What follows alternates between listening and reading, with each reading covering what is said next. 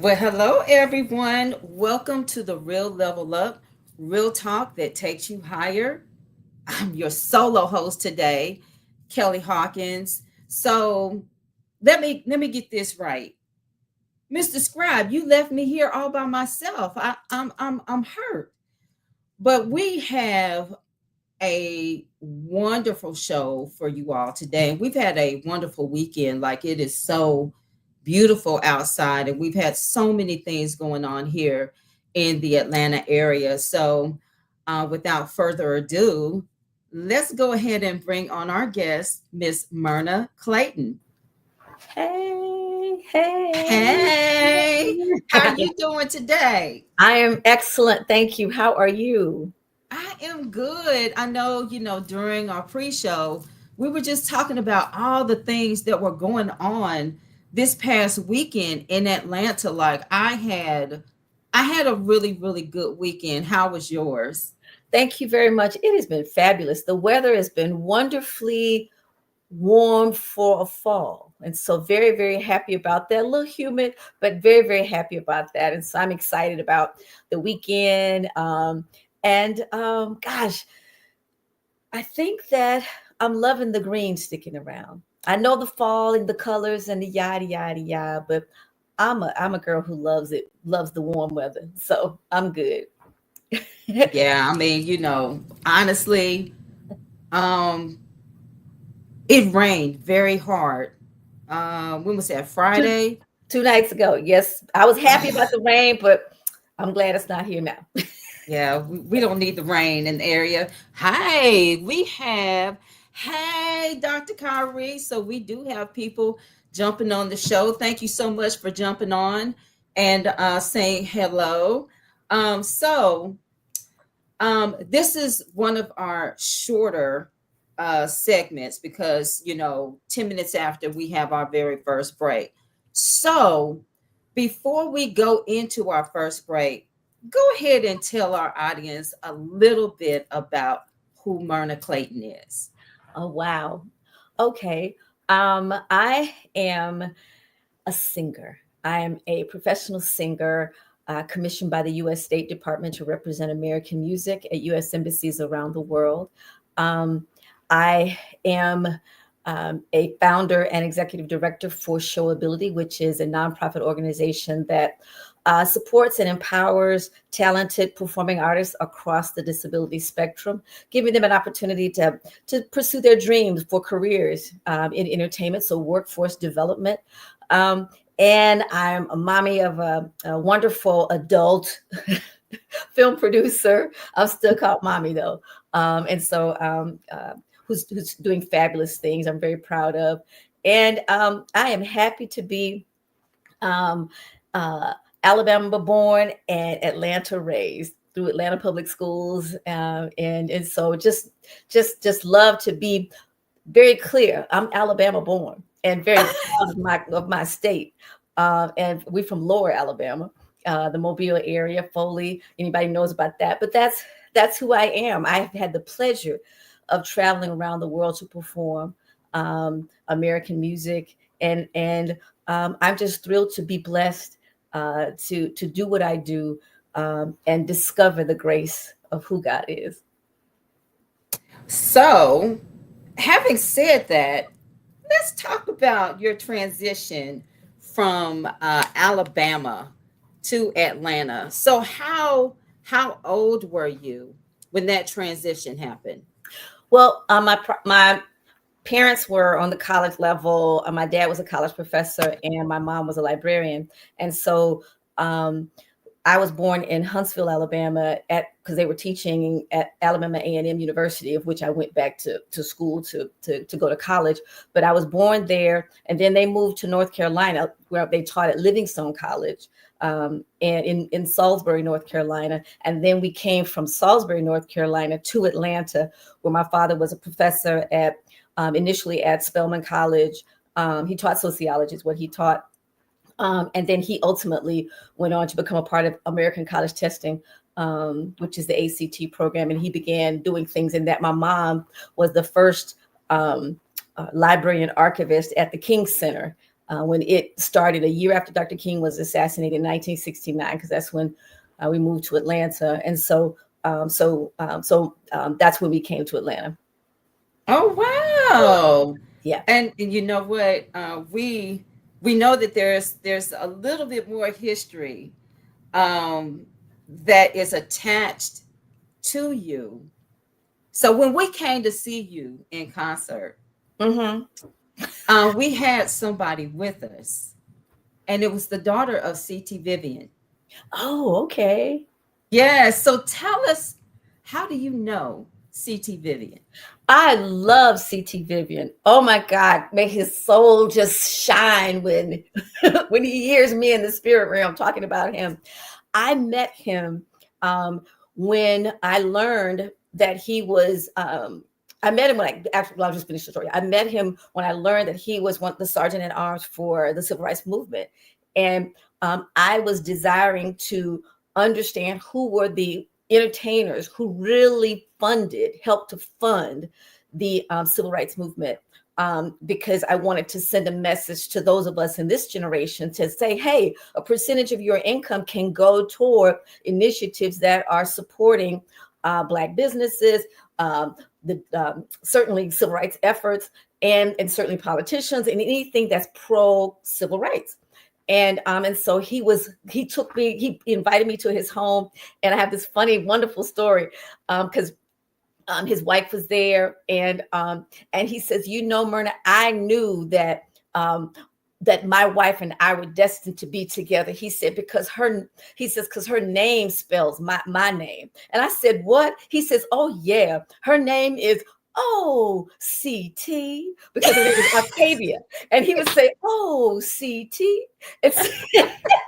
And oh my gosh, I loved him from that moment on, because he gave me the scoop on who actually gave Mahalia Jackson, this gentleman, I can't remember his name, he was a blind gospel singer. These people actually poured in, also Sammy Davis Jr., as well as Harry Belafonte, of course, but a lot of the people that we don't necessarily know were actually sending money toward the civil rights movement that were entertainers.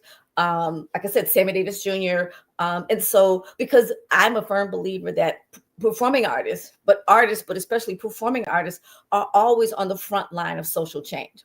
We're out there experiencing it firsthand. And so they're there and they're saying, hey, we don't want to perform in front of segregated audiences.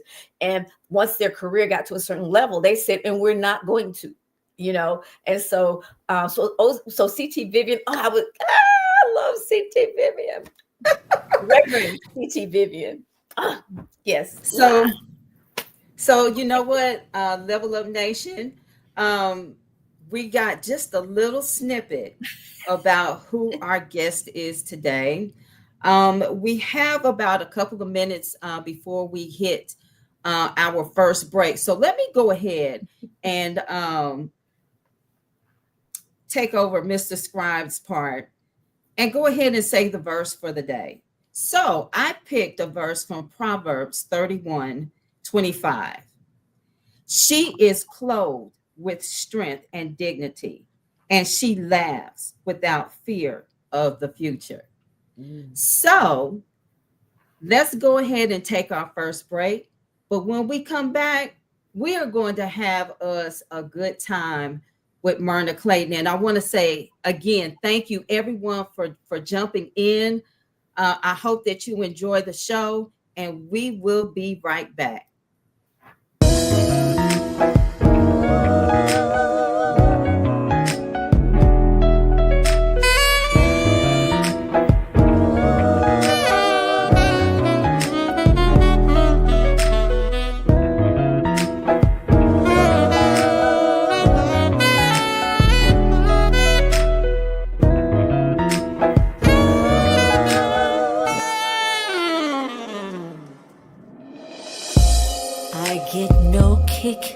From champagne,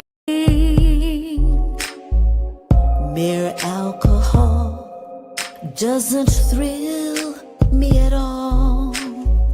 So tell me, why should it be true that I get a kick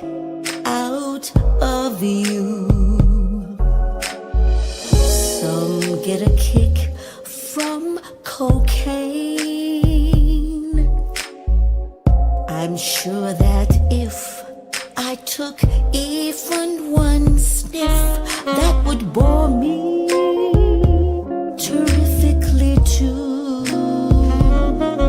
Yet I get a kick out of you. I get a kick every time I see you standing there before me. I get a kick, though it's clear to me you obviously don't adore me. I get no kick in a plane, flying too high with some guy in the sky is my idea of nothing to do. Yet I get a kick out of you. I get a kick every time I see you standing there before me. I get a kick, though it's clear to me you obviously don't adore me. I get no kick in a plane, flying too high with some guy in the sky is my idea of nothing to do. Yet I get a kick out of you. I get a kick out of you.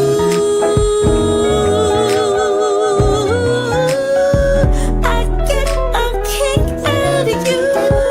Only you, yeah, yeah. I get a kick out of you.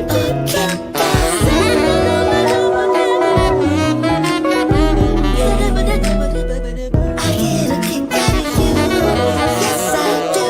Yes, I do. Yes, I do.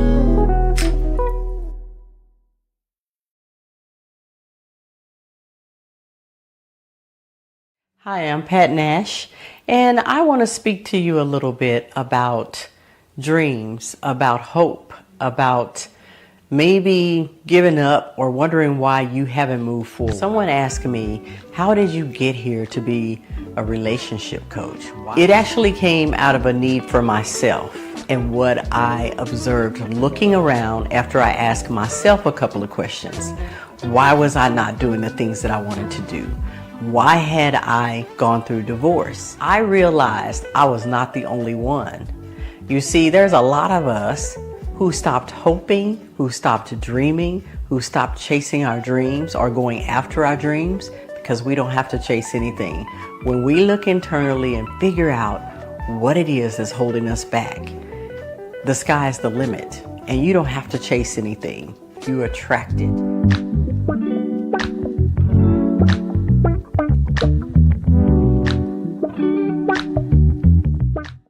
Rhythm Reflections, Echoes from the Soul, invites readers on a poetic journey through the layers of life. In these pages, you'll walk a verbal path of self-discovery, uncovering parts of yourself that may have remained unexplored.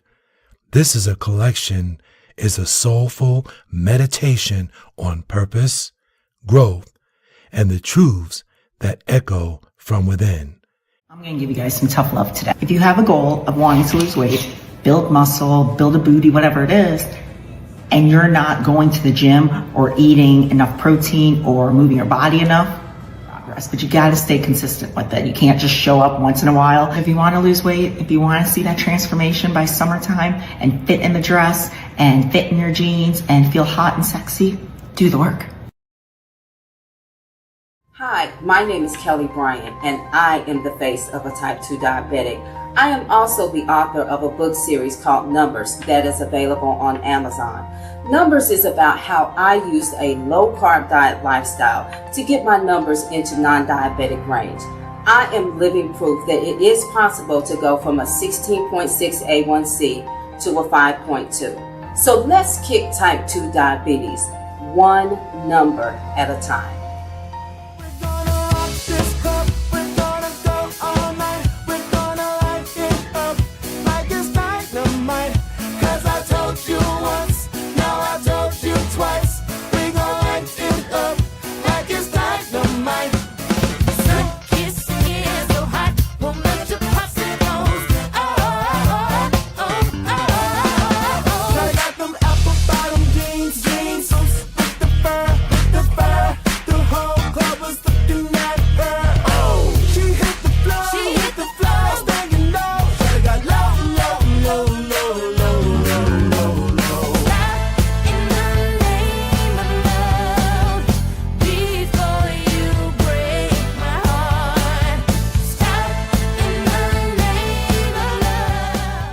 Hey, this is Kimberly Howell with Angel Rings Music Presents. Keep it locked right here as we level up, giving a voice to the unvoiced with real talk that takes you higher, ordinary people with extraordinary stories. This is Kimberly Walker. Listen and watch Level Up each and every Sunday from 3 p.m. to 5 p.m. Keep it locked right here. Hey, this is Deidre Goodlow, author of Seeds for the Soul. Level Up, a new talk show broadcasting to the world. Ordinary people with extraordinary stories. Well, hello, everyone. Welcome back to the Real Level Up, Real Talk that takes you higher. And this beautiful woman that is right next to me is none other than Myrna Clayton. Let me tell you something, girl. So number one, I've been in Atlanta for, over 30 years. And I don't go anywhere. Grace graced me with my very, very first experience at Atlanta, the winery, right? And you were the first person that I saw there. I was blown away by your performance. So, I do want to I want to acknowledge that you were so personable with your audience, and it's like full participation with your audience. That's very rare. Let us know, like, where does that come from? Because a lot of people, a lot of artists, actors are not very personable when it comes to their interaction. Comes from a number of places. I think, first of all, I have the attention span of a gnat. And so when I'm someplace, I like to be engaged by whatever or whoever is on stage. And no matter where that is, whether that's in church or whether that's, at a presentation or at a concert. And so I'm first thoughtful of how can I make sure that the audience is engaged. And that came about long before social media is wanting people to be engaged, engage your listeners and yada, yada, yada.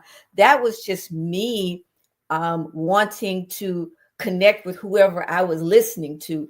And then two, growing up with the types of entertainers that I was exposed to, they were wonderful to watch. They were very engaging, very entertaining. They were doing things. I changed my outfits in my show, and I found that I'm the only person, at least in Atlanta, that I know that does that. And I started doing it because I saw Diana Ross do it. She changes her outfits 5 times. Oh, not just 2. I felt that was a little over the top. but for me, but yes, so to me that's something that's makes the second, and we don't take an intermission, nor does she. So I have to quickly have, go backstage and have, if it's a big stage, I have to have a changing area that's right off stage so that I can come back in, and so some bands do an intermission, and so they take a break, and then I come, sometimes we'll do that and I'll come back in, but I don't like taking a break. I like it just to continue. And so I have my band do a instrumental song. And so while they're doing a 4 to 5 minute instrumental song, I can go and make a change and then come back in. And so it's seamless to me, at least for the audience. And again, it keeps it engaged. It keeps it interesting. The challenge is, dang, did I wear that? When did I wear that outfit the last thing? All these other elements that go into it that we women, consider and think about. And of course, what can be a quick change, that doesn't need necessarily somebody backstage to help me. And so, but those for sure are elements, but also, I've my very first tour abroad was with a gospel group, and the leader of the group required all of us to go and greet the audience after each performance, and his approach was they chose to spend their time with us. They could have selected a number of places to be. And so the least you could do was go out and greet them and show them that you appreciate how much they, they spent the money to be here. They spent their time, their money to be here. They're investing in you.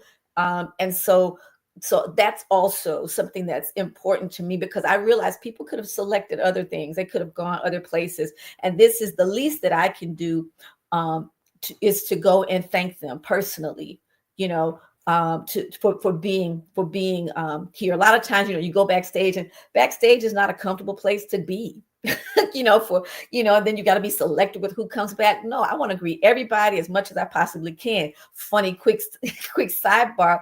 I'm so focused on going back to meet my audience that I forget. And there are so many pictures of my band by themselves. I'm not in it. I'm not in the group picture. I'm not. They're like, because you left. And so especially after the City Winery, my friend Deb Moore, who introduced me, who's from WCOK, she's got a group picture with my band, but I don't have a group picture with my band. And so I said, okay. I'm going to at least take a group picture. I mean, I've got my band has pictures of themselves in Namibia and just other places. I'm not in the picture because I'm so determined to get out there to greet the audience. And so I have to, after this time, I'm like, stop it, Myrna, at least take a group picture and then go out and greet your audience. So that's just something that's important to me, to connect with the audience. Something else that I do, because people love to have happy birthday.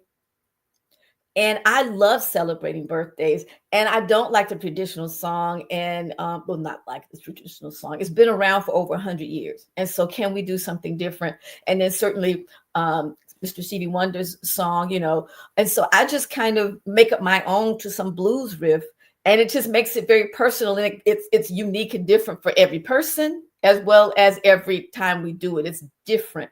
It's because I like different. Like I said, I have an attention span of a gnat, so I have to just kind of entertain myself while I'm there.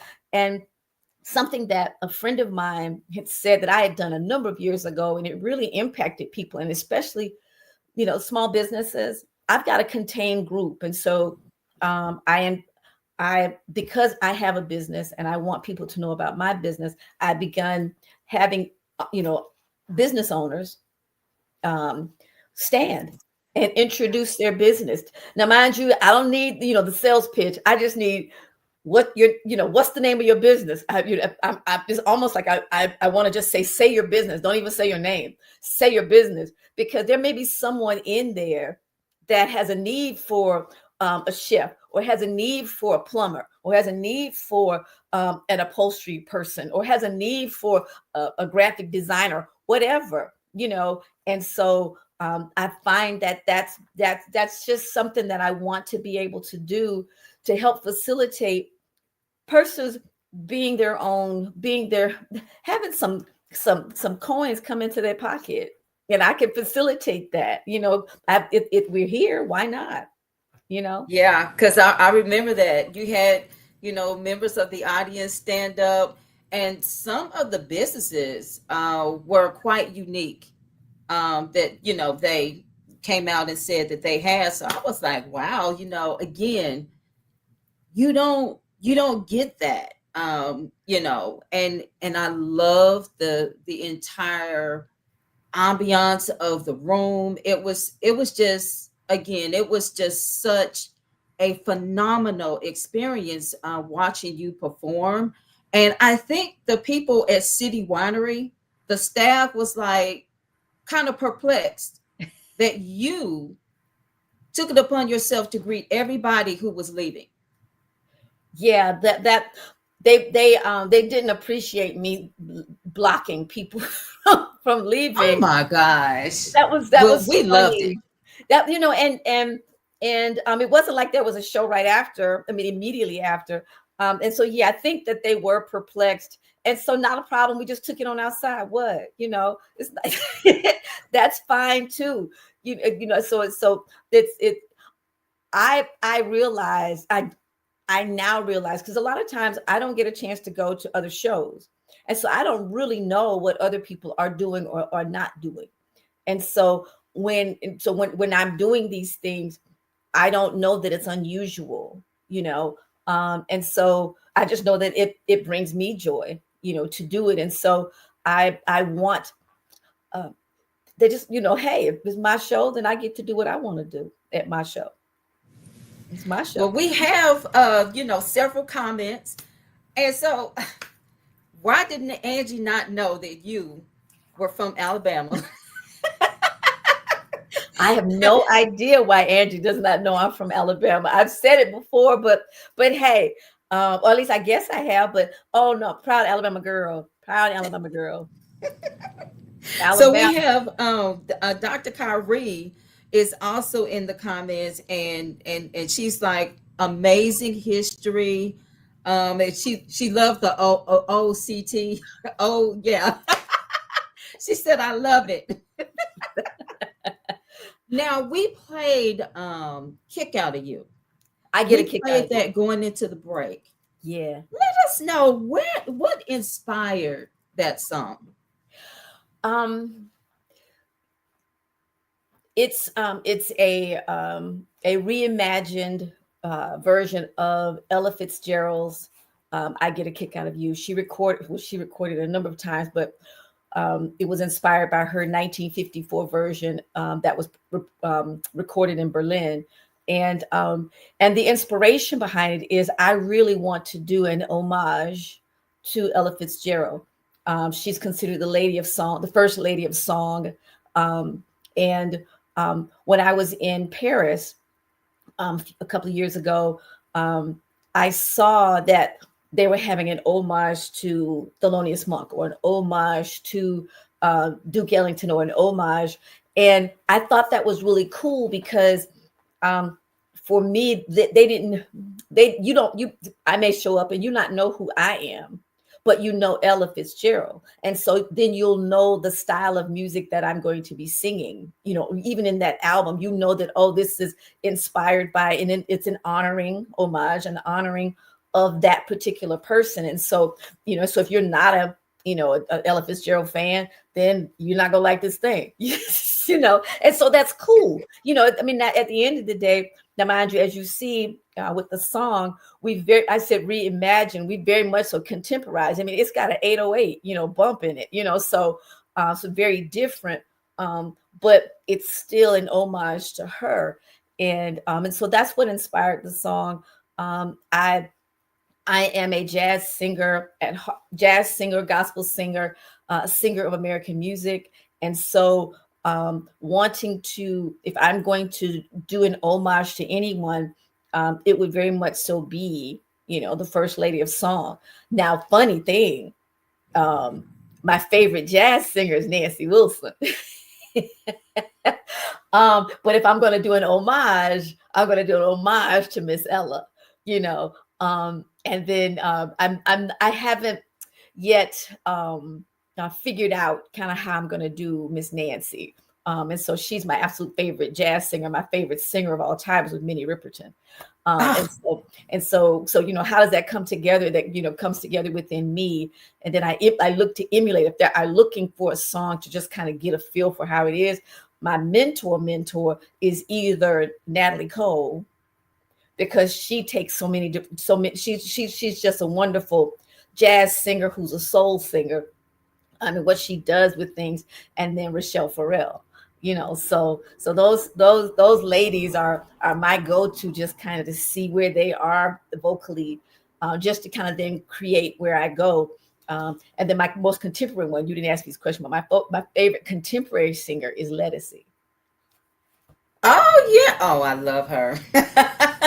She is so versatile. Yes. She is so versatile.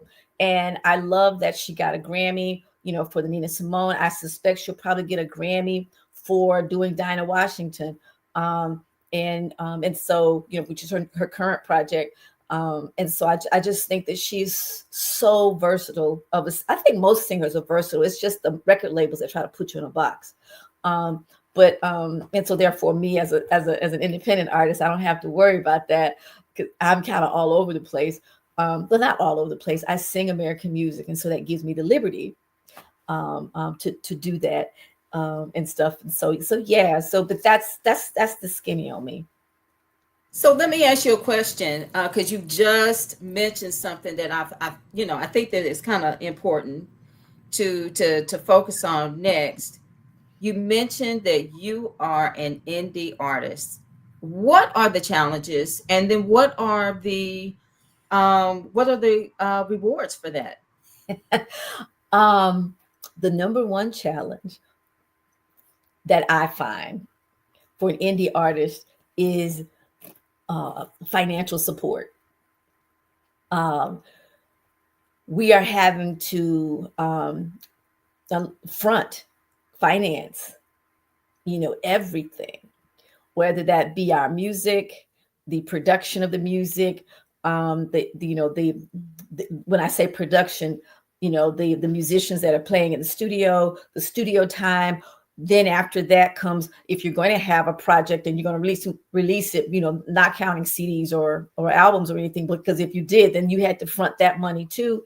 And then fronting, the outfits, nobody's paying for those outfits but me, and the makeup and all of that, is very, it is, and I don't have a full crew. I don't have a crew, I have my booking agent that supports me, when necessary. I have my virtual assistant, but I don't have an entourage yet to support me. So I'm grateful for my friends that accompany me, and so it's very, it's from a financial standpoint, it's a challenge. The rewards are, I'm not in a box, and there's not someone who has funded me and telling me what I have to do, because of their mission or their agenda, and so record labels are wonderful. But first of all, they pretty much don't exist anymore, and so that leaves artists to have to figure it out. We don't have a PR person. We don't have a radio, a sales team or promotion teams. We don't have anybody doing marketing for us. And so you see all of these artists that are out here trying to be on social media and promote their stuff, as well as try to get it on radio, as well, radio or whether that be, digital or terrestrial radio, trying to get, it's just so much. And thankfully, in my case, I have an MBA, so I have business experience and business knowledge. But for those that, that don't have that, it becomes a I don't know what to do, or you just winging it. And you're following what other people are doing, and it's extremely challenging. But again, the rewards are twofold. When you do something, just from a business standpoint, okay, the fund, whatever monies come from a show after you're paid, the net income comes to you. And hopefully you've set up a business. Like I have a business, and so everything comes to my business as opposed to my personhood, and so therefore it's taxed differently. But the benefits very much so are, yes, once everybody's paid, then the return is there. But I'm the one who put up the money up front, for situations too. So it's at the end of the day, as with all things, it's a business. It is not, oh, this is a hobby. No, this is a business, and it must be treated as such. And so we got Angee. Oh, she said Lettucey is the bomb. I agree with you, Angee. She also said Level Up Nation will continue to support the independent artists. So, it's so Level Up necessary. Nation does support. And I know that through personal experience, because this is not my first time here, and I'm so very grateful every time Angee invites me to be a part, because it's so rewarding when you're sought out. One of my desires is to be a sought after singer. I don't want someone, can I? No, Myrna, will you? Oh, that is the most wonderful feeling, is to have someone invite you. And that's not just as a singer, that's with anything, a speaker and, a commentator, just to just be desired for your gift. Yes, for your craft. And Angee also added too, she said, for every $1 of production for an independent artist, it takes another $3 to promote their products. Yeah. Yeah. That's some hard numbers. And just think now, that means you out of your pocket $4. There you go. There you go. So like with, because again, this is all about you, being an artist, being a seasoned artist. So what would you tell someone who's, trying to get into the business? What would you tell them about the business itself and how to manage? That's going to take a few minutes to. Yeah, and I see that we're about to go to break. Yes, so can we answer that on the return?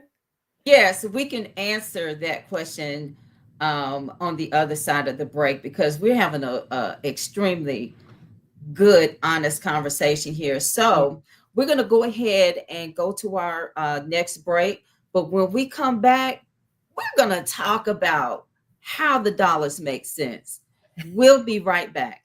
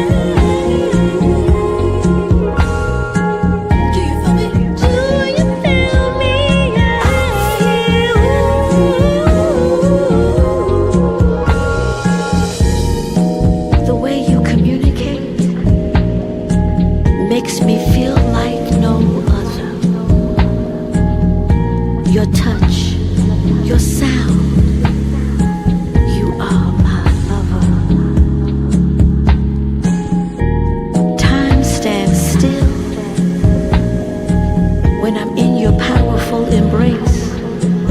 Love with you can never ever be erased. Being with you is such a beautiful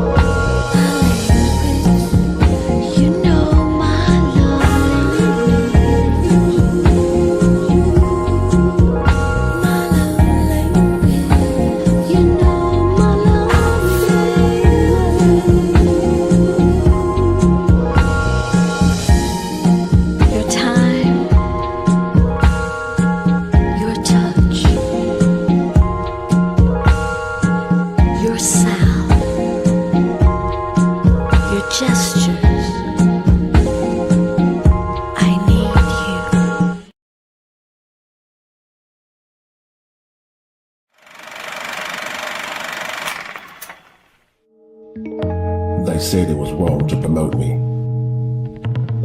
that I wasn't ready, that I would fail. Those who have betrayed me must pay. You're the first black agent. Don't be the last. Revenge is all I have left. The CIA cannot get involved, so you're on your own. Aren't we all? I'm a man who gets what he wants. Just get me the money. You have 24 hours.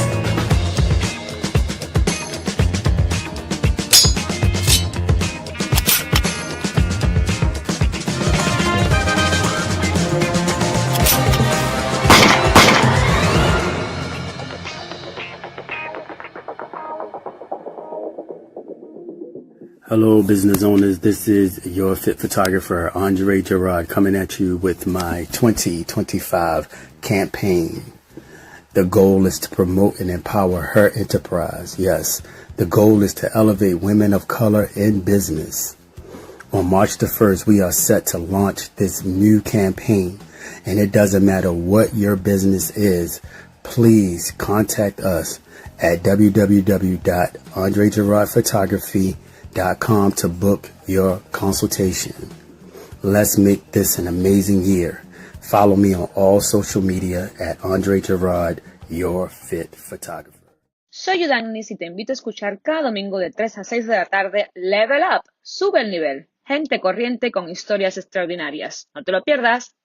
Hi, this is Terry Cummings, 18-year veteran of the NBA. Keep it locked right here as we level up, giving a voice to the unvoiced with real talk that takes you higher. Ordinary people with extraordinary stories.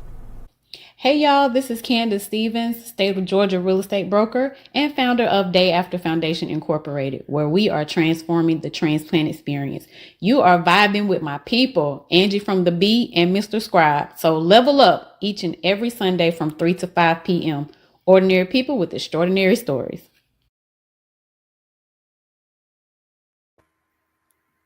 And welcome back to the Real Level Up, real talk that takes you higher. I am your sit-in host, Kelli Hawkins, sitting here with the lovely Myrna Clayton. Now, girl, let me tell you something.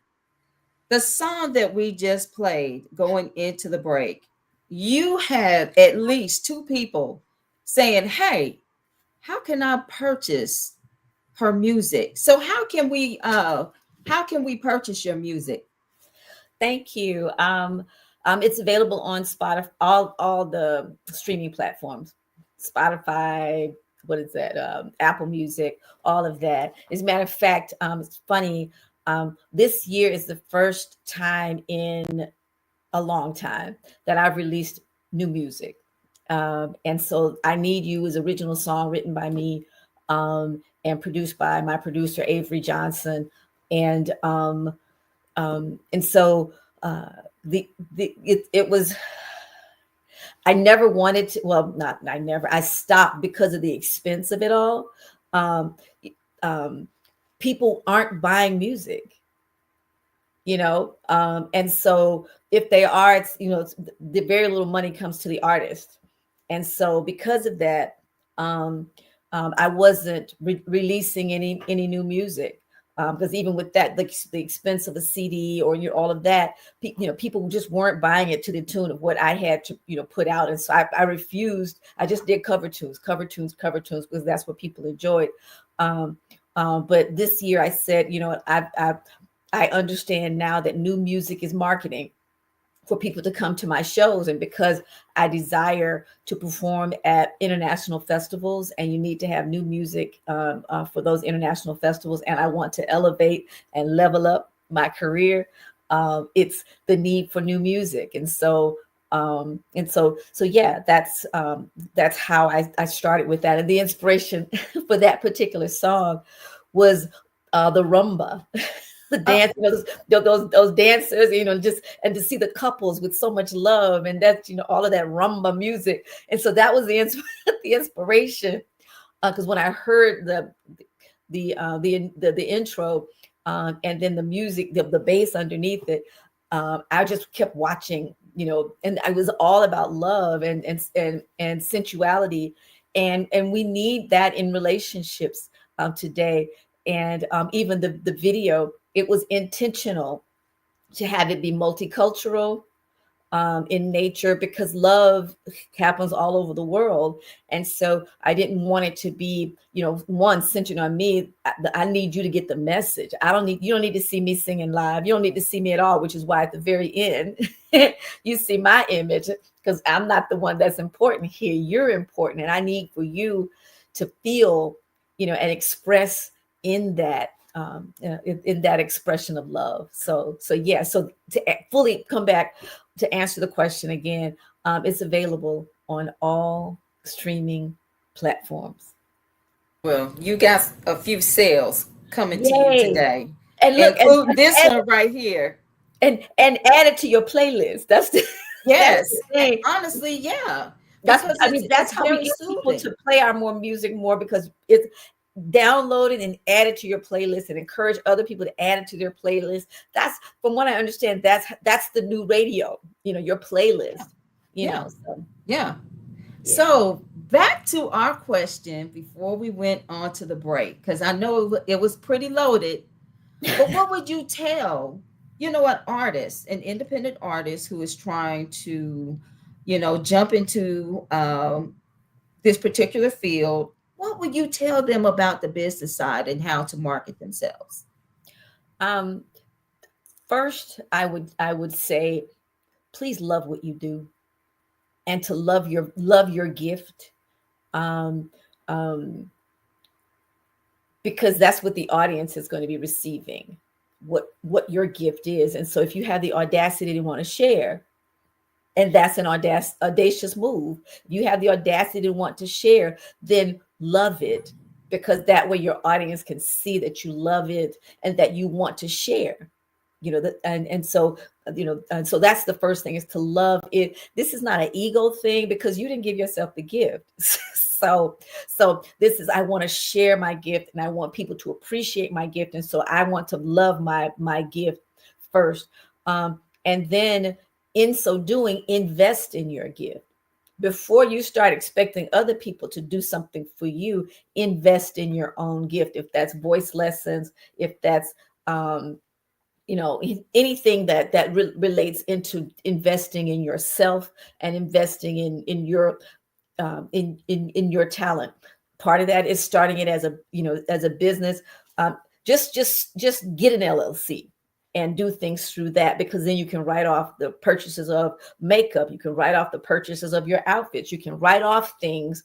And even if you're not, quote unquote, making it's a loss, no problem. They got situations for that loss in the taxes. So there are all kinds of things in that. And so And so don't get, bent out of shape that it's a loss. Okay, it's not going to always be a loss. And so you're just starting the momentum of the business. And so if somebody wants to invest in the business, then at that point they have a way to do that.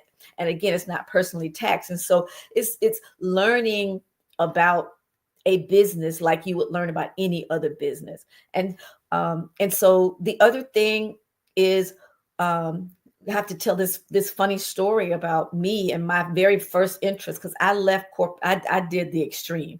If I had it to do over again, I would do it differently, but I didn't know other options. I left corporate and went into going into music, and I was 30 going into the industry. I wasn't 21, I wasn't 18.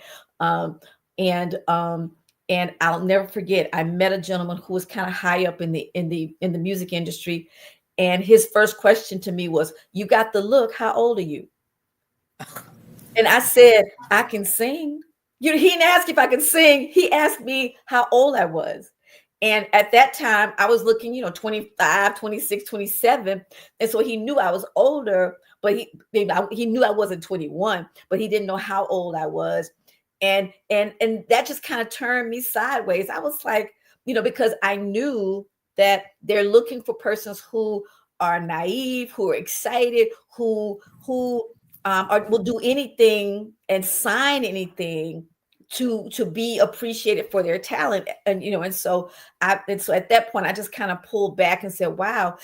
Then in addition, when I came and tried to, kind of get with bands locally in Atlanta, again, I'm older than a number of them, because they were 20, I was 30, they were 23, 24, 25. And so my style of singing was very, very different. I was a jazz singer. They were more of a hip hop, soul singer, more hip hop singer. And I wasn't a hip hop singer. And so they wouldn't call me to be with their band. I was a little older, kind of different way I flowed, different way I moved. And so I was like, oh, wait, I can book my own stuff. And so I would go places and find out who were the better musicians. And so I was the paymaster. I booked the shows and I paid them to play for me. And I chose the songs that we did. I didn't have to sing what somebody else chose. I chose the songs. And so, yes, that meant that I have to go out there and book the show, get with the club owner or whatever to do that. And so that's, so I began doing that kind of a thing. And so I say all that to younger audience. Well, if somebody doesn't pick you to sing, well, start your own, do your own. You can do your own. And if you know somebody who, favor ain't fair, somebody who is the restaurant owner and they need a band, then okay, then that's great. Or somebody who is the MC or who has the band theater and they need an opening act. Well, okay, that's your band, however. And even if one of the things, Lord have mercy, when you're starting out, no, you're not making Lord, let me not go there. You're not making a lot of money, and so as long as you're paying your band, and so you don't necessarily, because they're going to pay you pay your band, you may not make the same as your band members as you're starting, but you want to make sure that they get paid, and they get paid the day of or the next day, meaning you Zelle, now you can Zelle. Back then you wrote a check or whatever, make sure that they got paid, because no one wants to work and not be compensated. And what I was kind of fumbling about earlier, musicians and artists need to be honored and valued for our talent. People want to always just pay us a little something, honorarium or whatever. And it's like, I practice more than any attorney and any doctor. They say that they're practicing. I ain't never saying I'm a practicing singer. I'm not. They are practicing attorney. And I know as much about what my skill is and better. And so it's the valuing of artists is so very low. And so when someone wants to offer me something, we're gonna just put something in your pocket. Where before I may have, now it's like, no, I don't have to come, or if I do because it's a friend or whatever, then I'll say, you don't have to pay me, because I don't want my reputation being understood that that's what I got paid, and even with that, if I do decide, because someone, their financials and they explain to me the situation in my contract, because everything is a contract. I have an agreement, then I'll say this is my rate and I'm discounting it here and this is what you pay. Because I need for you and anybody else to know, if somebody asks you, well, what is Myrna's rate? That's my rate. Because you're my friend, I'm discounting it. And this is what you have to pay, but this is my rate. And so I've learned in situations where you have to have a contract. You have to have a performance agreement, because I've had situations where people would agree to do something and I'm looking for them after the show and they're gone. Now I say to people, oh, you need to pay me when I get there. You need to pay me when I arrive, because where I'm going to go? I'm here. And so I don't need to be hunting for you after the show for you to pay me. I'm here. I'm getting paid. And so therefore, after the show, what happens is my band can get paid too. If it's cash, because I prefer cash, but if it's not, Zelle or whatever, then my band knows I've got it. And so as soon as they get home or before they even get home, I'm zelling them. So they're getting paid too. And so it's that kind of understanding up front. And so, and that's why, I don't have to learn the lessons like Aretha Franklin said. It happened with her. Then I understand. If you're gonna dip on Aretha Franklin for her to say, no, I need my money in a cash. If she says it, that means this behavior has been going on forever. Oh yeah. And so I don't need to think that I'm special. It's not going to happen to me. I even had to do that in Russia. Oh, okay. So look, now you have you've gotten my segue in, because I know your bio. Basically, you've performed in a lot of places. By God's grace, yes. Yes, and that's amazing. But I am amazed by you going to Russia. Yeah. Can you please tell us about that experience? First, I have to say that God spoke to me worldwide ministry and music, and ministry is nations, not church. And so I understood that my calling is to go worldwide in performing. And I began asking singers if they know people that book internationally, and no one that I knew any persons who booked singers internationally, at least not that I knew. I'm sure that it was either that or they didn't want to tell me. I'm clear on that too. It's just like, okay, whatever. And so I decided to leave Atlanta because it wasn't here. So I decided to leave Atlanta, and I was manifesting. I was affirming and all of these wonderful things about, okay, I'm performing internationally. I'm performing internationally. And so I was headed to New York. And I didn't know anybody in New York. And so my play sister, who lives in DC, suggested that I come stay with her. She said, you got a place to stay and food to eat. You good? And I was like, oh, that's all I need. I'm good. Because I had saved up a little bit, again, because it's my money, saved up a little bit, but not a lot. And so while I was there in DC, I had already let people know here that I was interested in traveling, to perform. And so I got a call from one of my friends saying that her uncle had talked to someone, and this person was looking for someone to perform a show in Russia. And so I was like, oh, wow. Now, mind you, I read the book, The Dream Giver, and I recommend that book for anyone. And not to go into too much of that, but at the end of the day, it speaks about being uncomfortable. And when you're uncomfortable, yes, you're going to be uncomfortable because you've never been there before, but lean into that, because God is saying, I'm taking you to a new place. And so it's okay. As long as you're following me and I'm saying, do this, then it's going to be uncomfortable because you've not been there before. So anyway, I said, okay, we're just going for one show in Russia. Okay. I don't speak another language. Know that I do not speak any other language. Unfortunately, I would love to be able to speak other languages. And so when I spoke to the guy, he says, oh, no. I need for you to perform in 7 different cities. And I was like, oh, okay. And so at that point, I was like, okay, because I'm hearing, my spirit say, go, go, go. And so I said, okay. And so not knowing anything other than I'm going to Russia to sing. And I'm thinking Moscow, and I have no concept of how big Russia. You can fit, I want to say, 5 United States into Russia. Okay, it's just huge. And so I get there, and it's, first of all, let me say the receptivity of the people was wonderful. I went there as an entertainer, and so I don't know as a civilian, a regular person. I don't know how that would be, but myself as a singer, as an entertainer, everywhere I went, I was received, and it was wonderful. The thing that I learned, and this is no matter where I've been in the world, people care about their family, their jobs, and enjoyment of life. Other than that, they're like, hey, we good. We're good. I say that it's the politicians that mess stuff up. People want to get along. They want to enjoy themselves.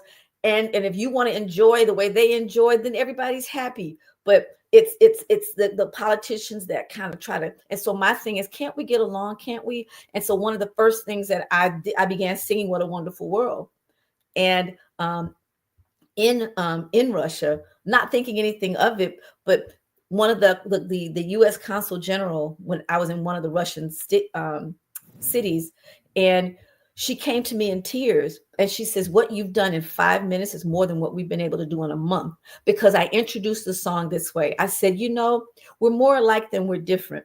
When I smile, it looks like your smile. When I frown, it looks like your frown. When you cut me, I bleed red, just like you. So can we have peace? Can we get along? And then I would sing the song, "What a Wonderful World." And for me, it was important to say, when you cut me, I bleed red. That was my thing, because we all are human beings. Let's not act like somebody's different. We're all human beings. But I didn't understand at the time, until she came to me, how significant that was, because here there's an American and trying to talk to Russians and saying, and as diplomats, they couldn't say that. As a consul general, they couldn't say what I said. And again, that's why I say artists are on the front line of social change. I can say that. James Brown could say what he could say, and the mayor could not, and Josephine Baker was able to say things that others couldn't say. Same with Ella Fitzgerald, Duke Ellington, they could say, Louis Armstrong, they could say things, and artists today can say things. And yes, they may get in trouble, but it's, at the end of the day, it's done now. I got the mic. I'm sorry, I wasn't supposed to say that. It's done. And so I had the since then I toured Russia 4 times in total, and I've toured in 17 cities in Russia, some of them multiple times. But here's the crazy thing, again, how I said how huge Russia is. Everything pretty much centers in Moscow, and so you have a connecting flight. And so it's like going from, again, it's huge, but just for perspective, you're flying to LA. Well, you have to then. But I'm coming from Atlanta, and so I have to fly from Atlanta to St. Louis, and then from St. Louis because that's Moscow, and from St. Louis to then LA. And then if I'm going to Chicago right after that, I have to come back to St. Louis to then go to Chicago. Well, the distance from Atlanta to St. Louis is 7-hour flight. The distance from St. Louis to LA is an 11-hour flight. And so you're on the plane for a long time, between. And so, and then also I performed with Russian musicians. I didn't take my band. I went by myself. And so in each city, I was with a different band, sometimes with a big band and sometimes with an ensemble. And so I had sent my music ahead, because of the wonderful thing. A C note in the US is the same as a C note, in Russia. It's the same music. And there were excellent musicians. And so I would have to rehearse with the band the night before or the day of to make sure that we were ready for the show. And so that was something too. Last thing I want to share about that experience, because that was before the US State Department thing. And so that experience was that when I was deplaned upon entrance, there were 3 things that were very clear to me upon exiting the plane. Mm-hmm. First of all, I'm the only person that looks like me. Yeah, that I saw. Even when I performed, there were 2 of the 17 cities, I think there were 2 times that I saw brown people. Again, 17 cities, 2 times I saw brown people. And so when I deplane, there are 3 things that I'm very clear about that are about me. 1, I'm a woman. That can be a positive or negative depending upon who I meet. 2, I'm a Black person. That can be a positive or negative depending upon who I meet. 3rd, I'm American. That can be a positive or negative depending upon who I meet. And so I'm getting off the plane and they know me. I don't know them. They've got pictures of me. I don't have pictures of them. And so they're coming and they don't, most of the time they did not have a little sign that said, Myrna Clayton. They just came there with flowers and they're like, Myrna. I'm like, all I have is a name. Are you so-and-so and so-and-so? And they're like, yes, because they were prepared for me. I didn't know them. And so I'm like, whoa, because who am I going to call if I'm in a situation? So it was wonderful. And I could go on and on and on about the experiences in Russia and how each time my rider changed because I learned lessons of what not to do. But I mentioned Russia before because I was in Siberia. In one of the shows was in Siberia. It's the town called Novosibirsk, and Novosibirsk, which is in Siberia, and beautiful. I was there in the wintertime. Okay, so it was snow. You cover up and your face is exposed. And so the only thing that's burning is because it's so freaking cold are my cheeks, and so it's just cold. It's just cold. It's like, I don't like cold. And, I don't care how many clothes you put on, you're still cold and your face is cold. Anyway, neither here nor there. That's how people feel about heat. I get it. But anyway, I'm there and my agent that I had gone through had not had all the money sent to him in the very beginning. And so he had asked me to collect from 2 promoters there. And so, and then from that, I would, send him his part when I got back home. And so here I am walking around with cash, not my cash, but, cash that was more than what I had brought myself. And so the guy, the promoter of the show said, yes, we need to go ahead and move forward. We'll pay you after the show. And I said, no. Not going to pay me after the show. Now, this guy was 6'3" or 6'4", looked like a Viking. I mean, he had that hair there. And here I am with my little self saying, no, I'm not performing until I get paid. And I'm by myself, right? But I'm like, no, I'm not performing. And he slams out the door, slams the door behind him, and he goes out. And then in about, I want to say 20 minutes. I don't know. Cause I'm sitting here like, oh my gosh, Myrna, what did you do? Cause nobody over here looks like me. But my little feisty self came, hey, this is who I am. So I'm not going to let you, and he comes in and he was like, here, woman, you're much a difficult woman. Woman, you're difficult woman. Well, guess what, Myrna? We're gonna pause because we have to take, girl, this is our last break. See how fast this show went? Oh so we're about to take our last break. When we come back, we're going to continue our conversation with Miss Myrna Clayton. We'll be right back.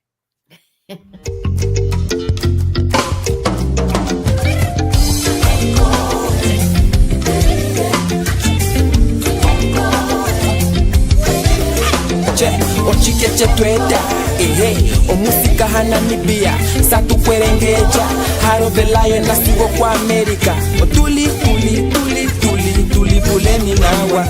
Otuli, tuli, tuli, tuli, tuli, puleni nawa. We are on to something, sharing a world together, smiling, dancing, playing.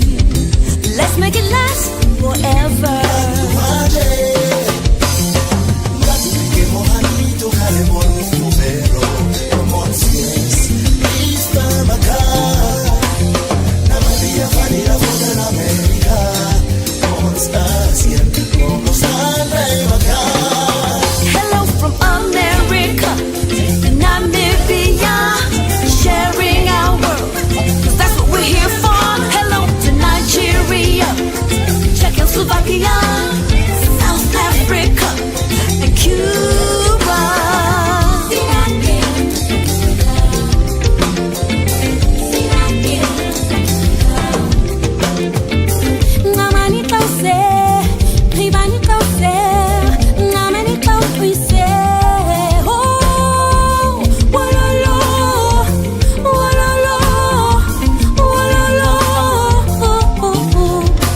gebore in Namibia, rap in Afrikaans net vir Afrika. Ons eet kapana in Namibia, op die rooster so lekker snoep. Ons eet kapana in Namibia, met 'n lekker salsa, ek sê dit bra.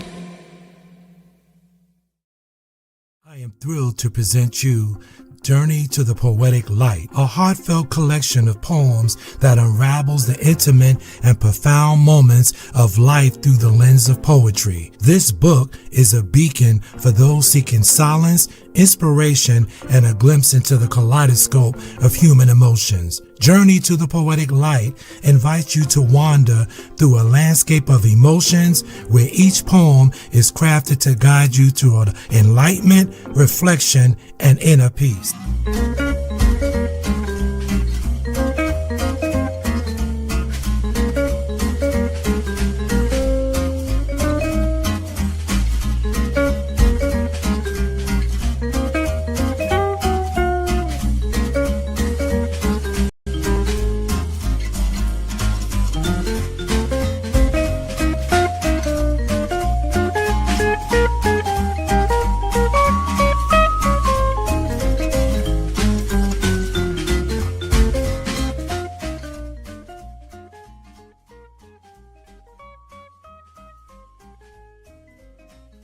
Stop letting food be the center of your universe. Stop letting it control you. Stop making it the center of your world.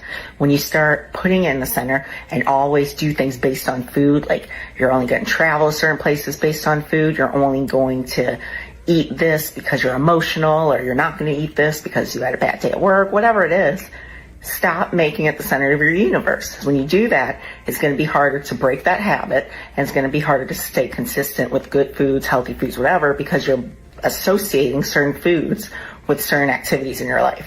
Stop that.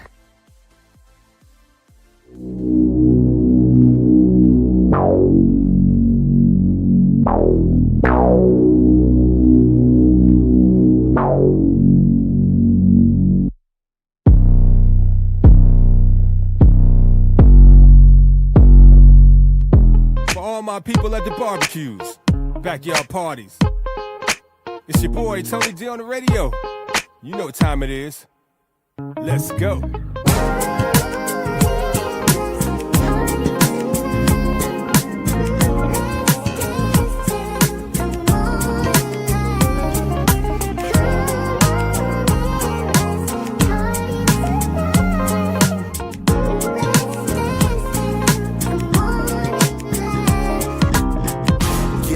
It's a party tonight. Vibing with my people, bring the party to life. Hello, everyone. This is Pat Nash of Pat Nash Talks, where we have the conversations that create real relationships. I'm here every single Sunday, 8 p.m. Central Time, 9 p.m. Eastern, and you can find us right here on Level Up Nation. See you then.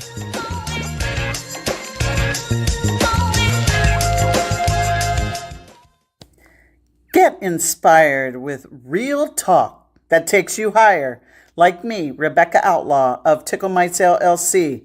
Level Up, Sundays from 3 to 5 p.m. Ordinary people with extraordinary stories. Hey, this is Shantia Warren of Hams Farm and Assurance Wellness. Keep it locked right here as we level up, giving a voice to the unvoiced with real talk that takes you higher. Ordinary people with extraordinary stories. This is your girl, Deidre Goodlow, author of Seeds for the Soul. Listen or watch Level Up each and every Sunday from 3 to 5 p.m. Keep it locked right here.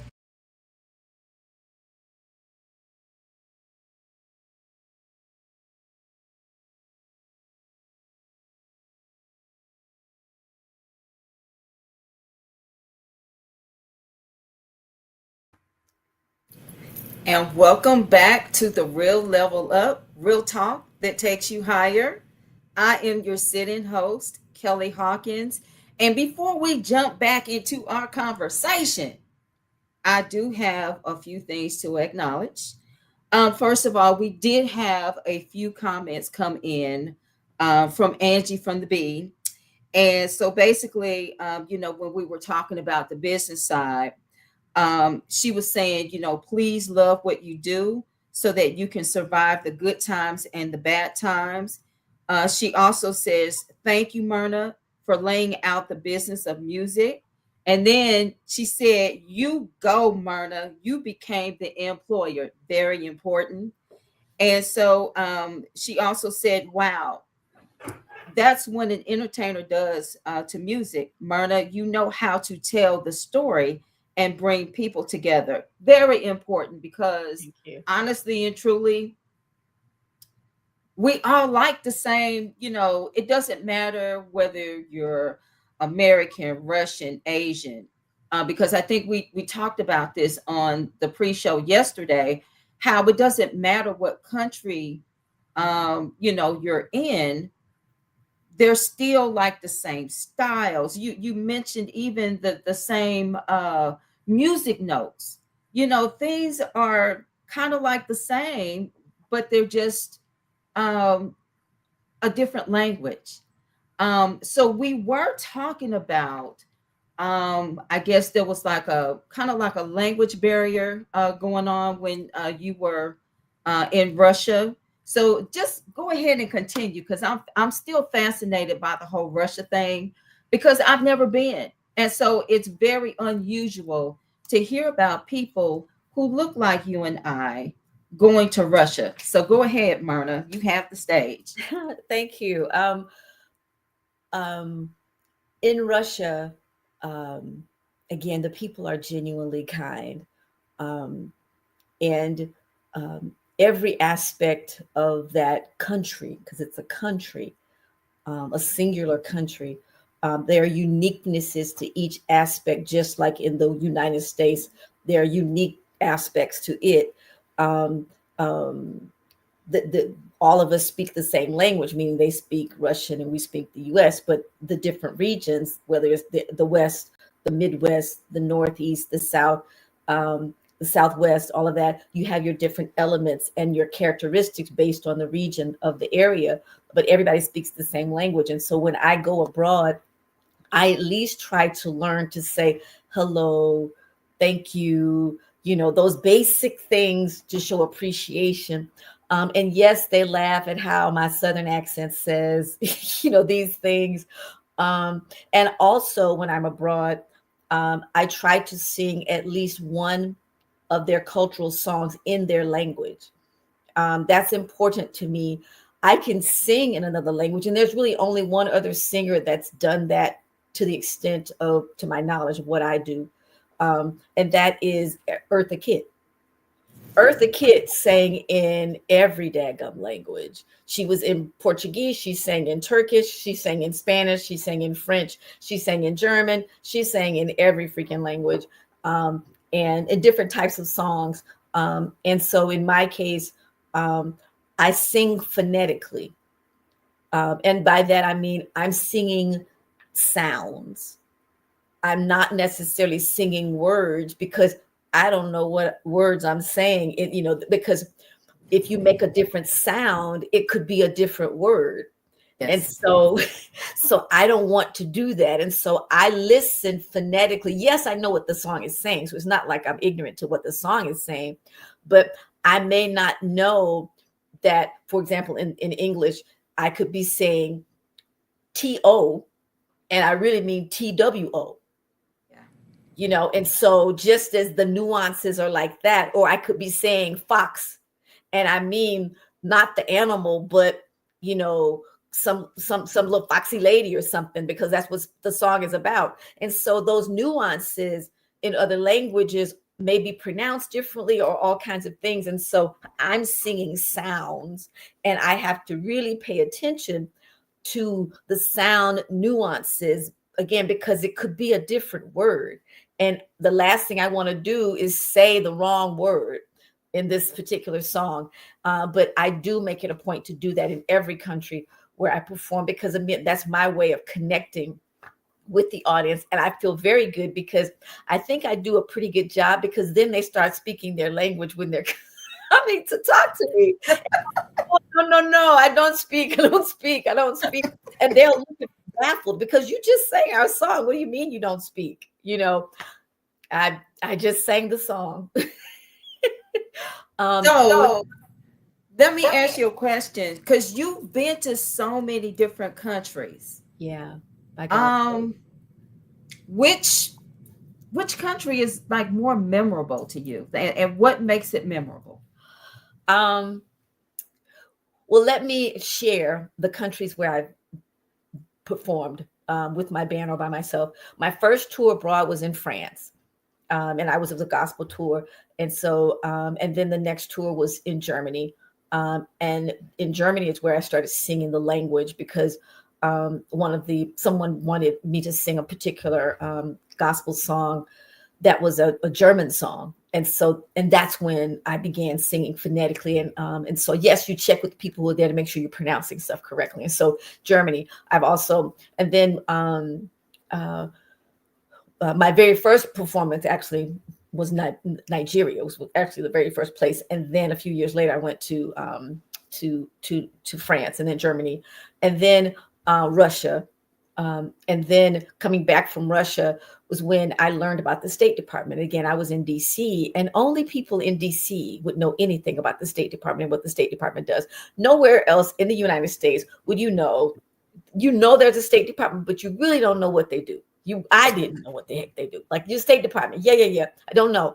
And who knew that the State Department booked? But that happened to be I went and, for artists, you're going to a new city, go to jam sessions and go to jam sessions and sing, because otherwise people don't know that you sing. They don't know, or that you're a musician. They don't know. And so if you want to get to know musicians and get to know other people that are in this industry in that town, go to the jam session and perform. And then they will come to you and, kind of talk, and you'll be able to know who's performing, who's great, who's not so great, and all those kinds of things. And so anyway, with every jam session I went, because I'm looking to go abroad, I'm saying, do you know who books international? Do you know who books international? Because that was my intent. I was very focused on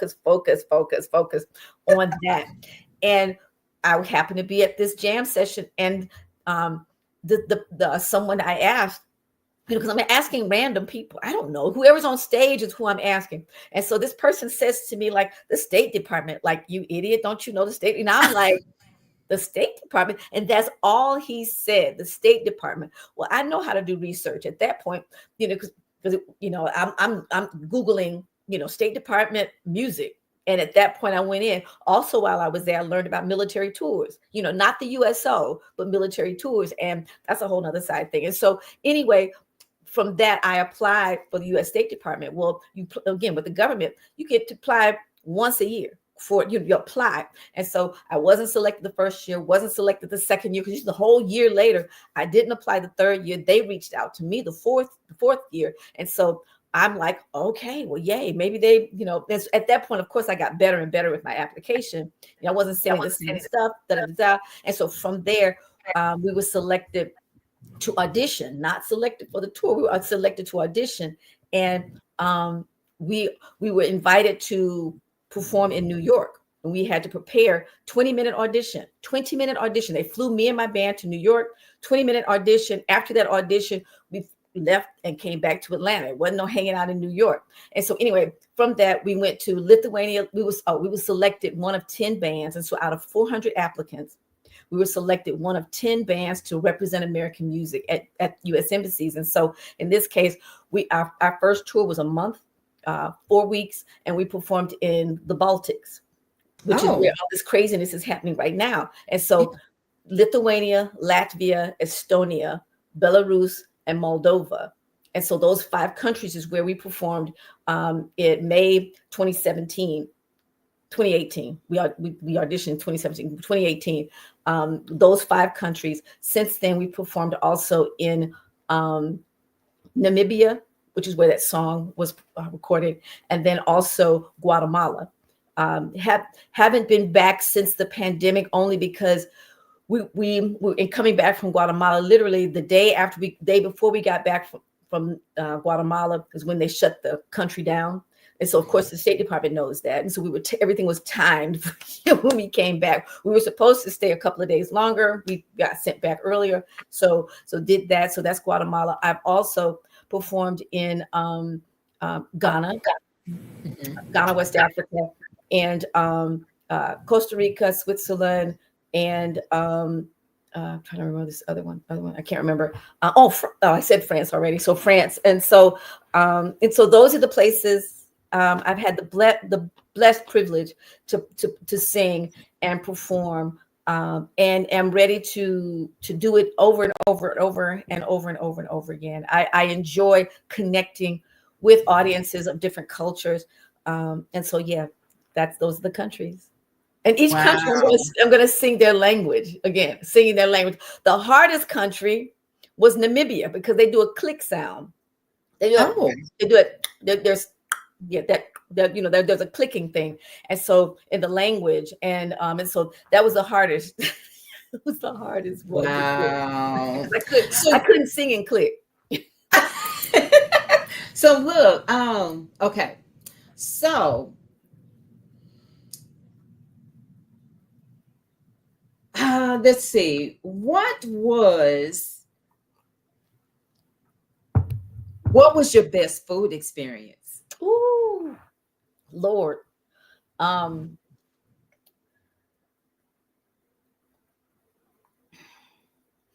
best food experiences have to be on the African continent. All 3 were different. Namibia, my guys are still talking about Namibia because the meat, I don't eat meat, but the meat was fresh. It wasn't preservatives. There was fresh meat. Even the jerky tastes, just fresh meat, and the seasoning and everything. So the best food experience, especially for them if you're meat eaters, is Namibia. When I was in Ghana, I didn't go with my band, so I was staying with a Ghanaian woman, and she and her chef prepared meals, and so that was phenomenal. In Nigeria, that was phenomenal, and then certainly when I said Nigeria, so Nigeria, Ghana, and Namibia, it's just the flavor, the seasonings, all of that was just wonderful, wonderful. Because I like spicy, but in that case, it wasn't spicy. It was just seasoned. It had wonderful seasoning that just kind of came together. It was just wonderful. And yes, I would try some of their cultural native things. Fufu, eat with your hands, yada yada, yes, do all of that. But the way they perform, they like I said, I'm vegetarian, but I do sometimes eat a little fish, something. And so the fresh fish, in Ghana, I'm right there at the water, hello, I'm going to try some of that. Even in Russia, I ate salt fish from Lake Baikal, and Lake Baikal is the deepest lake in the world. Apparently you can see it from the satellite that it's multiple miles deep as a lake. And it's not a man-made lake. It's I guess a crater sometime back 1,000 years ago, but Lake Baikal. And so that was wonderful. The water was, I'm wanting to touch the water. The water was freezing cold, but it was so deep it wasn't ice. You know what I mean? It was a lake and it was not ice, but it was cold as our get out. But it was so deep that it did not freeze. The top of it didn't freeze. And so just fabulous experiences, fabulous stories, not stories, experiences. Because I don't like saying the word stories, and I learned this from a 90-year-old gentleman. Because I would say to him, "Hey, tell the story about." He says, "I don't tell stories because stories are fables. They make believe, yeah. And so he's like, "I don't tell stories." I said, "Okay, tell what happened when." And so now because of him, I tell what happened as opposed to telling a story. Because storytellers, they make up stuff, and I love stories. But it's not what happened. It's just a story. One thing that I noticed, all the songs that we played, they all sounded different. Like, you are such a versatile Thank you. artist. And again, you blew me away. I'm just not going to lie. You blew me away. And my first, a city winery experience and seeing you perform, it's memorable. I'll go back just because of seeing you perform that day. And it was that day was like a slightly rainy day. I think it started out raining that day, and then the sun popped out. Like when we were leaving the venue, the sun was out. So tell us why your music, like what's the secret? Why do you have so many different styles, and why is that important to you? That's a great question. I mean, all your questions are great. Thank you. I never know what the audience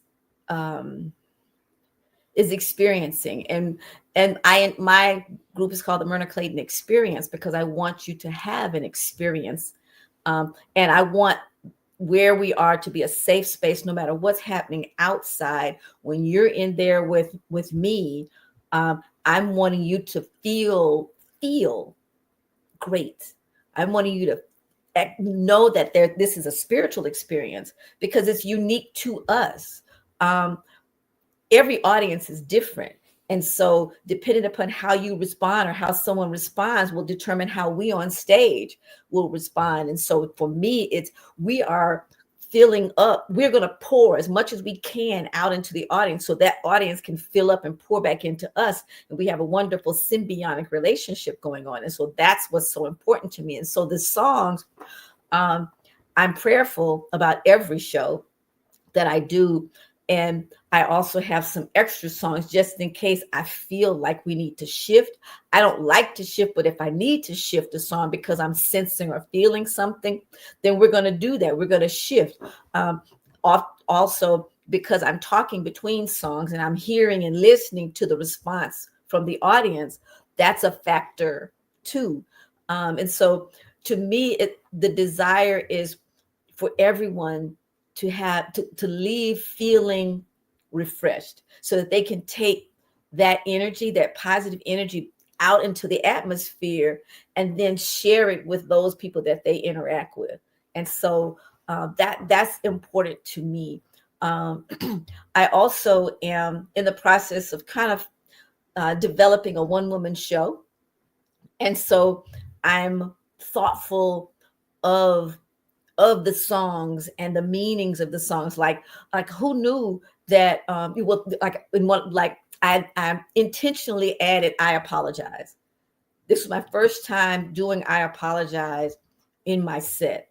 And I did that because I remember when I first started singing in Atlanta, I sang in Underground Atlanta for tips. And every time I sang, I apologize, men came. Men came to the stage. They stopped to listen. Underground. I'm always. That's how I kind of learn what songs to do because I'm drawing. Because I would get tips based on.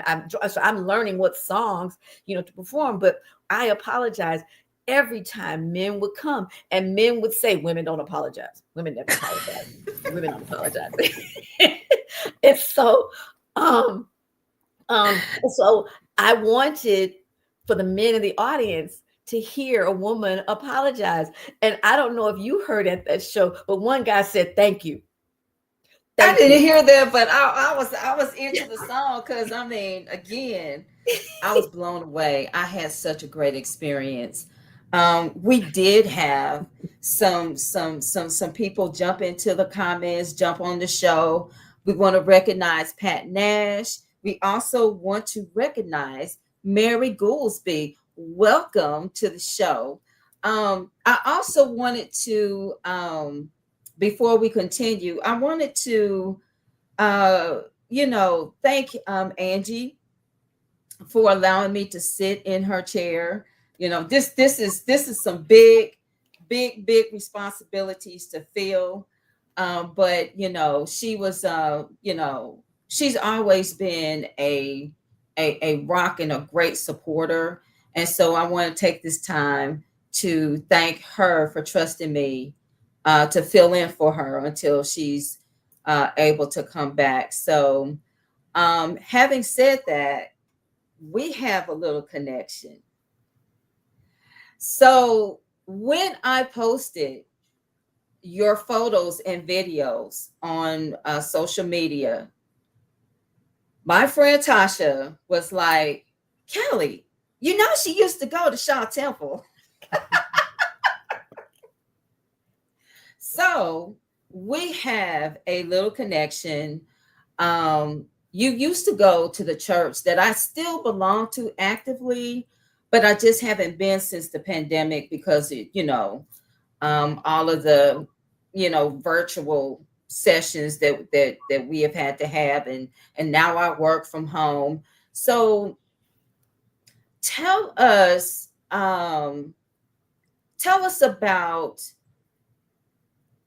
I guess, did your experience with singing gospel music train your voice to basically sing jazz based music? Thank you. And I figure if you can sing gospel, you can sing darn near anything. At Shaw Temple, which is where I grew up, Shaw Temple used to be located in Atlanta on Hightower, which is now Hamilton Homes Drive. And so that's the church where I grew up. My father was one of the ministers on the ministry team. And so I sang in the Sunbeam Choir with the children. And then I sang in the W.A. Potter Choir, which was the youth choir. And you couldn't join the youth choir until you were 13 because you were a teenager at that point. Otherwise, you were in the children's choir. And then only until you graduated from high school or whatever, were you in the gospel choir, so there were these unwritten rules that had to be clear on. And so I did all of that, ultimately joined the gospel choir when I came back from college. But, and so having all of that music, and then the one interesting thing about Shaw Temple, first of all, Shaw Temple is an AME Zion church, and there are a number of Methodist Episcopal churches that are Black churches, whether it be AME Zion, AME, CME, and these churches were all formed out of the Methodist Church, which ultimately became the United Methodist Church, but they formed because the Black ministers were not allowed to lead worship and minister, and so they left and formed their own churches. And it just so happens that AME started in Philadelphia, that their leader Richard Allen started in Philadelphia. Well, this is in the 1700s, right? The late 1700s, early 1800s. And so there was no internet, there was no communication. So you didn't know what folks were doing necessarily. That minister, Richard Allen, said, I'm leaving. And in New York, which is where the AME Zion Church started, it was James Varick. And he did the same thing. He was like, we leaving. And so we left. And the CMEs did the same thing. And so in different times. And so and so that's how the churches then formed separately, in their own right. And so anyway, having grown up as AME Zion, And my father, my grandparents were Miami Zion in Alabama. And so one thing that was unique about Shaw Temple was our choir director. His name is James Cochran, who's still doing fabulous things. Yes, we did hymns always, but our gospel music was not like quartet gospel music. Our gospel music was Andre Crouch, was the Hawkins family. It was contemporary gospel. And so I didn't even grow up even knowing what quartet music was. And so we were singing contemporary gospel in the youth choir.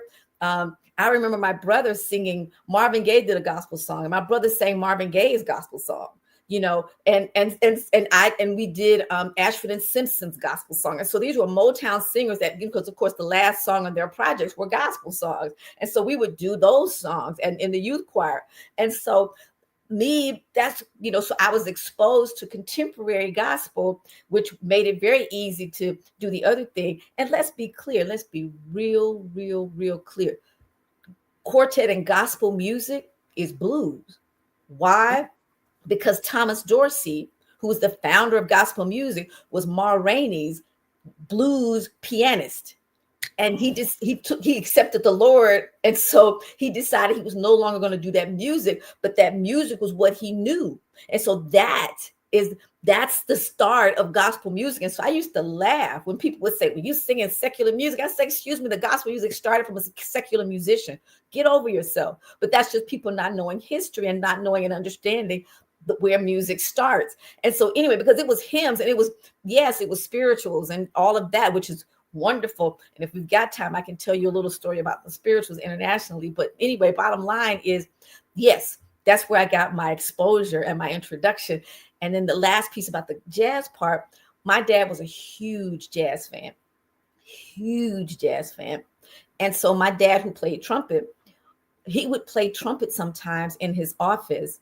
And I knew that he was going through some things if he was pulling out that trumpet.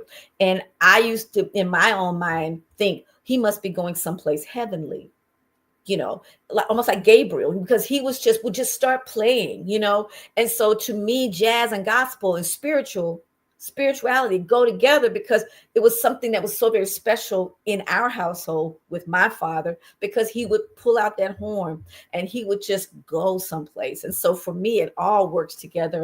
And yes, I was inspired by all of that contemporary gospel music. And then when BB and CC Winans came out, it was a wrap, you know. It was a wrap. I was like, yes, this is wonderful. And that's when people, you know, started really, well, they've always been that way in terms of trying to separate, you know. But I would always say, how can I split myself in two? I can't, okay, I'm listening to it on Sunday and then I'm still feeling this, and it's an emotion. And God talks about intimacy. Girl, don't get me going about God and intimacy. And you know, and what we got to, I'm sorry, God made male, female, what? And so what? I'm confused. Or we're not going to be listening to Jesus preaching and Jesus singing while we making love in the bedroom. What are we talking about? And so it's like, come on, y'all. Let's not split it. Let's have it be the beautiful love, holistic thing that God created. And you trying to separate it, you know, it's just a wicky-wacky thing. And that's just Myrna personally, not saying for anyone to accept my perspective. I'm just saying that's me. Well, I mean, you know, the thing about it is we all are entitled to how we feel about certain things. So, I mean, you know where your foundation came from. And honestly, that's all that matters. You have built a brand based on an amazing talent. We have here we go. We have to have Myrna back to give us music history. Yes, we definitely do. Because you know what? A lot of times people turn their nose up at things when they don't understand it. You know, when they don't know the background and the history of things, you know, it's easy for people to take a one-sided opinion. So that's it exactly. And if I've got time to tell this about spirituals, we got 3 minutes, so come on.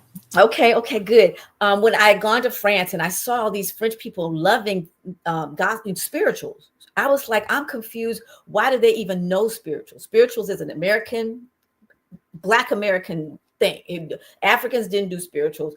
Americans did spirituals. So why do these people know spirituals? So I came back and did a deep dive because I was confused. I was really confused, and discovered that Fisk Jubilee singers went abroad. Now, mind you, let's be clear. This was in the 1800s at the end of slavery, and they had been traveling in the U.S., but other schools and universities were trying to go to the same Europeans to get money and funding. And so some bright person said, go abroad. And so they went abroad, meaning they rowed a boat for a month and a half to get to Europe. And then they had to be there for a year because these 16, 17, 18-year-old students were there. They didn't have the flight to come back. They had to be there for that entire time. And so they were taught to sing classical music, right? But when they were in the spaces where they were by themselves, they would sing hymn, spirituals, because they were remembering and thinking home. And they called them cabin songs. They weren't called spirituals at the time, cabin songs. And so people would hear them and want them to sing that. They would be like, we know the classics. We hear that all the time. We want to hear that. That does something to us. And the students originally didn't want to do it because they were like, that's very personal to us. We're missing home with those songs. But they're like, we will pay for those. And so that's when the spirituals started getting out into Europe, because the people felt that. And even when I was in Germany, someone came to me saying, Gehenzerhat, Gehenzerhat, Gehenzerhat, meaning I've got goosebumps and I feel you singing. Well, classicals don't make you feel nothing. I mean, you feel a little bit, but not the spirit. You feeling stuff, but it's warm and it's nice, but you're not feeling the Holy Spirit. And for them, they may not know what you're saying, but they felt it. And so with the students, and so that's, the Fisk Jubilee singers I give credit for, because they were long before the Josephine Bakers going over there, long before the jazz. These were students, 16, 17, 18-year-olds over there singing spirituals, raising money for Fisk University. And so it's like, wow, our culture continues to, and I would argue that was the start of our cultural bomb, just burgeoning everywhere. And why still today others lean into Black culture, Black American culture, not diaspora culture, but Black American culture, because of the things that we've gone through in this particular country. And it's just fascinating. And so it's a wonderful, wonderful thing. So guess what? Our show has come to an end. I told you it went by so fast. It went by way too fast. So before we check out, please tell the audience, where can they reach you? Where can they reach out to you? Well, you know what? To learn most about me is to please visit my website. And that's myrnaclayton.com. And on there is listings of where I'm performing. Also, we didn't talk about, but I'm founder of a nonprofit called Showability, and we work with talented performing artists, and that's showability.org. And then I have a link tree that has all of the ways to reach me on social media. Again, all the platforms to get my music. And I'm very grateful for that. I'm grateful for my VA who does these things, because that is not my strength. And you just kind of lean where people are strongest. And so certainly, like I said, I'm on social media is where I'm going to always promote my performances and my shows. And so that's where they can find me. And they can send me messages on my website as well. So that, or, DM me or whatever in the Myrna Clayton experience on, the social media piece. And so, yeah, I'm available, and I am very much so available for bookings. And so if persons want to book me for shows, I am very much so, especially internationally, or we do birthdays, we do celebrations, whether that's me singing to tracks or me singing with my band. I, of course, prefer singing with my band. But sometimes people can't afford that. And so we do a few things. I don't do a full show with tracks. I do like 3 or 4 songs because we don't do that. But nonetheless, hey, I'm an independent artist. And so as a result, I am very much so available for bookings anytime, anywhere. Have suitcase will travel, whether that's, can I also say my favorite venue? And if anybody knows who books at the Appel Room at Jazz at Lincoln Center, that is my bucket list. I'm looking to perform there. I would love to perform at the Appel Room, in the Appel Room at Jazz at Lincoln Center. Y'all. Gotcha. So thank you so much for joining us today on the Real Level Up, Real Talk that takes you higher. Thank you so much, Myrna. You have been a blast. We look forward to seeing you back again. And so thank you, everybody, for joining us for the show today. We will be back next week. Take care. Thanks, Angie. Thanks, Grace. Woohoo!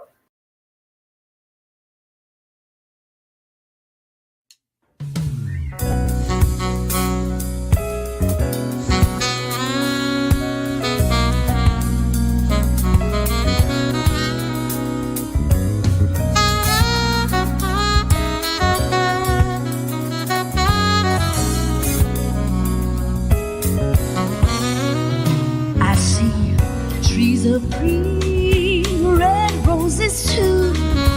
I see them bloom for me and for you. Then I think to myself, what a wonderful world. I see skies of blue, clouds of white, a bright blessed day, a dark sacred night. Then I think to myself, what a wonderful world. The colors of the rainbow, they are so pretty in the sky. They are also on the faces of people passing by. I see friends shaking hands, saying, how do you do? They're really saying, I love you. I hear babies cry, I watch them grow. They'll know so much more than you and I will ever know. Then I think to myself, what a wonderful world. Come on, Ron.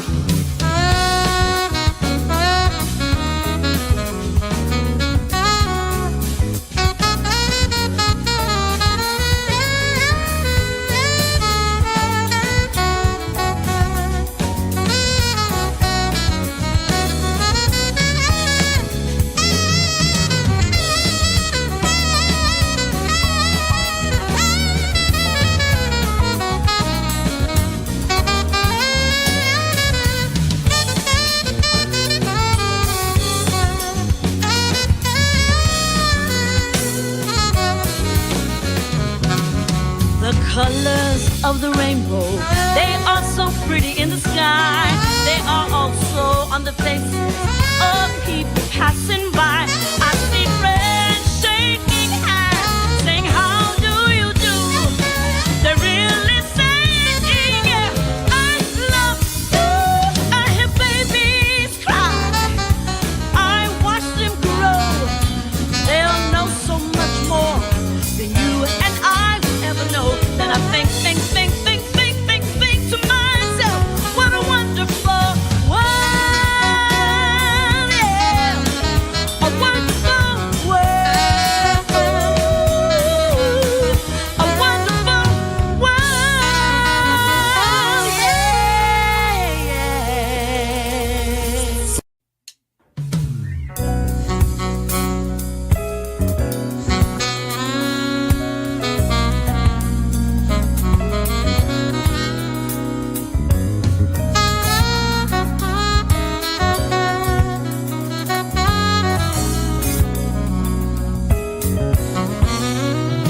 I see trees of green, red roses too.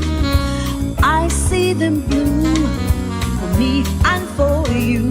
Then I think to myself, what a wonderful world. I see skies of blue, clouds of white, a bright blessed day, a dark sacred night. Then I think to myself, what a wonderful world. The colors.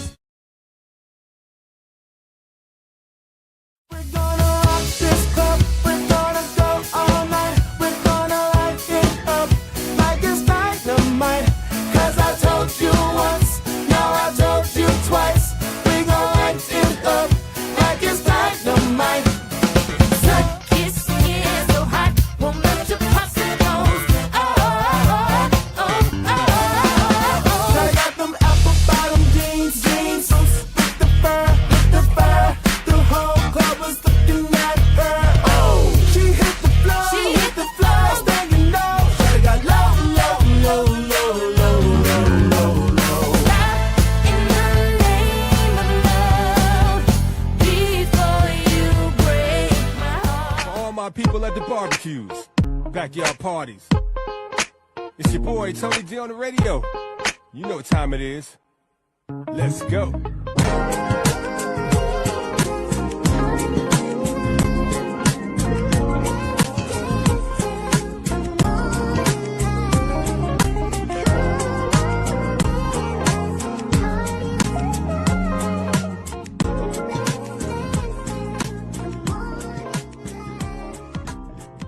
Hi, my name is Kelli Bryant, and I am the face of a type 2 diabetic.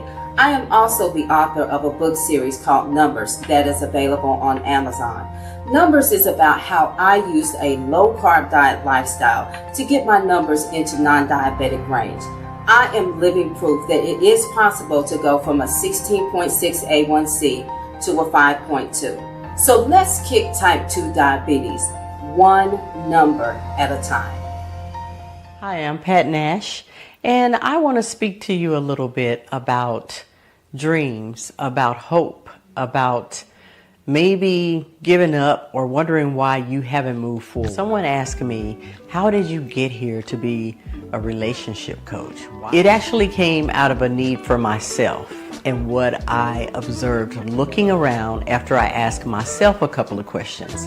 Why was I not doing the things that I wanted to do? Why had I gone through divorce? I realized I was not the only one. You see, there's a lot of us who stopped hoping, who stopped dreaming, who stopped chasing our dreams or going after our dreams because we don't have to chase anything. When we look internally and figure out what it is that's holding us back, the sky's the limit, and you don't have to chase anything. You attract it.